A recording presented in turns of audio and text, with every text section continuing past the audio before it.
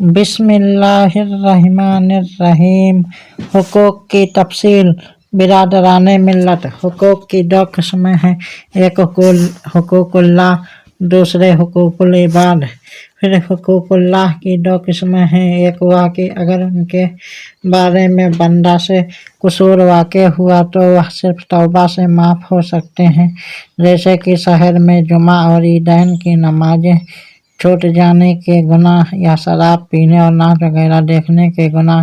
اور دوسرے وہ جو صرف توبہ سے نہیں معاف ہو سکتے، جیسے نماز نہ پڑھنے، روزہ نہ رکھنے، زکوٰۃ و فطرہ نہ ادا کرنے اور حج و قربانی وغیرہ نہ کرنے کے گناہ کے ان کے معاف ہونے کی صورت صرف توبہ نہیں ہے بلکہ چھوٹی ہوئی نمازوں، روزوں کو قضا کریں، جتنے سالوں کی زکوٰۃ اور فطرہ نہ دیا ہو اب ادا کرے، صاحب نصاب ہو کر جتنے مال قربانی نہ کی ہو ہر سال کے بدلے ایک بکرا کی قیمت صدقہ کرے، خود حج نہ کر سکتا ہو تو حج بدل کرائے، مال نہ رہ گیا ہو تو حج بدل کرانے کی وصیت کرے، اور توبہ کرے تو معاف ہو سکتے ہیں، یعنی توبہ کے ساتھ ان کی ادائیگی بھی ضروری ہے کہ یہ چیزیں صرف توبہ سے نہیں معاف ہو سکتی۔ اور رہے حقوق العباد یعنی بندوں کے حقوق، تو وہ حقوق اللہ کی دوسری قسم سے بھی اہم ہے،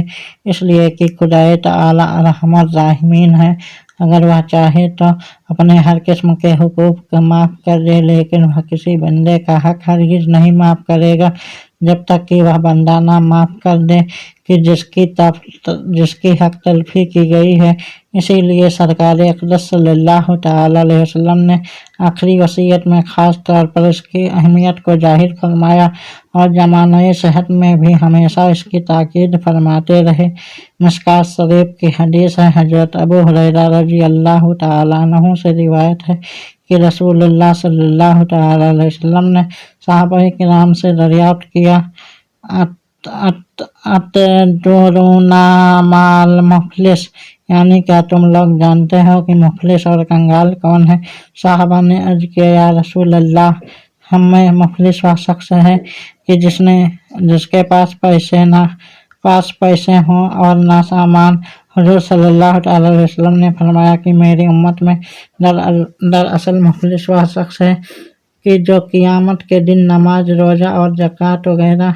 لے کر اس حال میں آئے گا کہ اس نے کسی کو گالی دی ہوگی، کسی پر تہمت لگائی ہوگی، کسی کا مال کھا لیا ہوگا، کسی کا خون بہایا ہوگا اور کسی کو مارا ہوگا، تو اب ان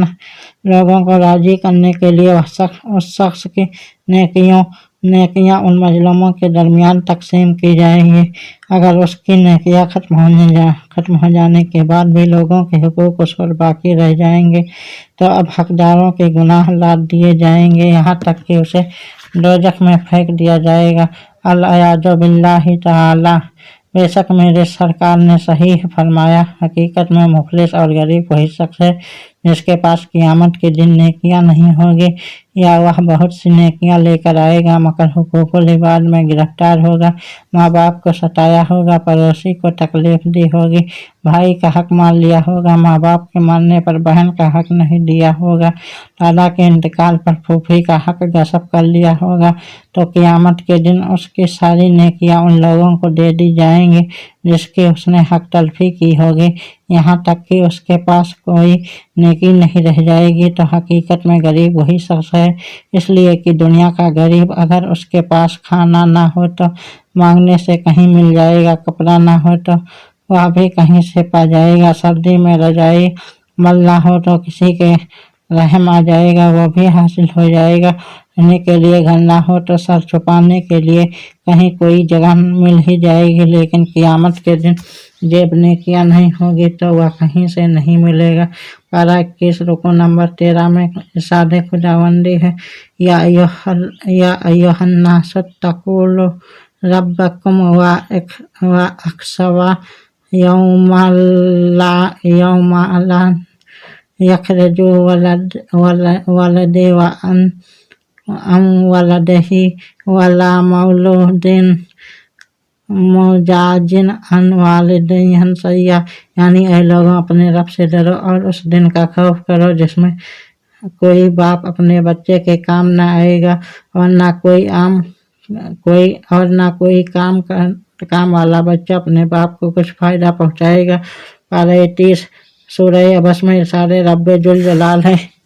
यौमा यफरुल मरअ मिन अखीही व उम्मिही व अबीही व सहाबतिही व नबीही लिकुल्लि इम्रिइन मिनहुम यौमइज़िन शाकिन, यानी क़यामत का दिन वह हौलनाक दिन होगा कि आदमी अपने भाई से भागेगा, अपने माँ बाप से भागेगा, यहाँ तक कि अपने बीवी और बेटों से भी राह फरार इख्तियार करेगा। उनमें से हर एक को उस दिन अपनी नजात की एक फिक्र होगी कि वही उसके लिए बस होगी। मतलब यह है कि कोई किसी की मदद करने और नेकी देने को तैयार न होगा। हकीकत में गरीब वही शख्स है जिसके पास क़यामत के दिन नेकियां न रहेंगी। दुरूद शरीफ। बाज़ लोग इस गलत फहमी में मुब्तला हैं कि हज करने से छोटा बड़ा सारा गुनाह माफ़ हो जाता है। जिंदगी भर नमाज नहीं पढ़ते, रोज़ा नहीं रखते, ज़कात नहीं देते, दूसरों को ज़मीनें, दुकानों और जायदादों पर नाजायज कब्जा कर लेते हैं, गलत कामों में पूरी जिंदगी गुजारते हैं और जब देखते हैं कि मरने का वक्त आ गया तो हज कर लेते हैं। समझते हैं कि सारा गुनाह माफ़ हो गया और हम ऐसे हो गए जैसे कि माँ के पेट से पैदा हुए हों। तो ऐ मुसलमानों, आला हज़रत पेशवाए अहले सुन्नत इमाम अहमद रज़ा बरेलवी रहमतुल्लाहि ताला अलैह अपने रिसाले मुबारका आजबुल इमदाद में इस मसले की नफीस तहकीक फरमाई, जिसका खुलासा हम आपके सामने पेश करते हैं ताकि हद से गुनाहों की माफ़ी का मसला अच्छी तरह वाज़ेह हो जाए। वह फरमाते हैं कि जिसने पाक माल, पाक कमाई, पाक नियत से हज किया और उसमें लड़ाई झगड़ा, नीज हर किस्म के गुनाह और नाफरमानी से बचा, फिर हज के बाद फौरन मर गया, इतनी मोहलत ना मिले कि जो हुकूकुल्लाह या हुकूकुल इबाद उसके जिम्मे थे उन्हें अदा करता या अदा करने की फिक्र करता, तो हज कबूल होने की सूरत में उम्मीदें कवी है कि अल्लाह ताला अपने तमाम हुकूक को माफ़ फरमा दे, हुकूकुल इबाद को अपने जिम्मे करम पर लेकर हक वालों को क़यामत के दिन राजी करे और खुसूमत से नजात बख्शे। और अगर हज के बाद जिंदा रहा और हत्तल इम्कान हुकूक का तदारुक कर लिया, यानी सालिहाए गुज़िश्ता बकिया ज़कात अदा कर दिया, छूटी हुई नमाज और रोजे की कज़ा की, जिसका हक मार लिया था उसको मरने के बाद उसके वारिसीन के दे दिया, जिसे तकलीफ पहुंचाई थी माफ़ करा लिया, जो साहिब हक न रहा उसकी तरफ से सदका कर दिया। अगर हुकूकुल्लाह और हुकूकुल इबाद में से अदा करते करते कुछ रह गया तो मौत के वक्त अपने में से उनकी अदायगी को वसीयत कर गया। खुलासा या कि हुकूकुल्लाह और हुकूकुल इबाद से छुटकारे हर मुमकिन कोशिश की तो उसके लिए बख्शिश की ज़्यादा उम्मीद है। हाँ, अगर हज के बाद कुदरत होने के बावजूद उम्र से गफलत बरती, उन्हें अदा ना किया, तो यह सब गुनाह अजसरे न उसके ज़िम्मे होंगे, इसलिए कि हुकूकुल्लाह और हुकूकुल इबाद तो बाकी ही थे, उनकी अदायगी में ताख़ीर करना फिर ताज़ा गुनाह हुआ, जिसके इजाले के लिए वह हज काफ़ी ना होगा।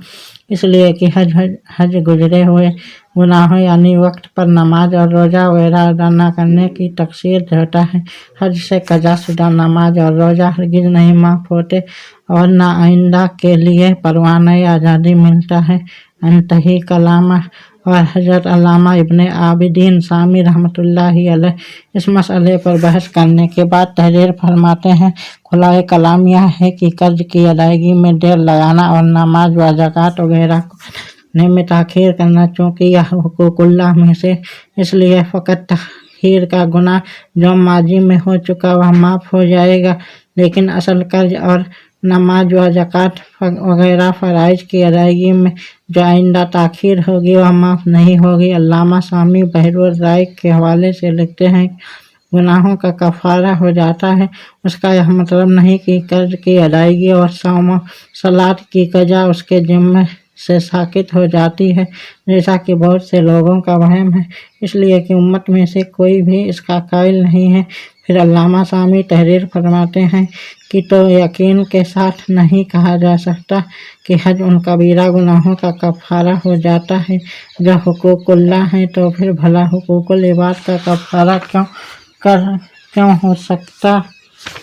हो सकता है। दुआ है कि खुदाए अज़्ज़वजल हमसे अब का पूरे पूरे हुकूकुल्लाह और हुकूकुल इबाद अदा करने की तौफीक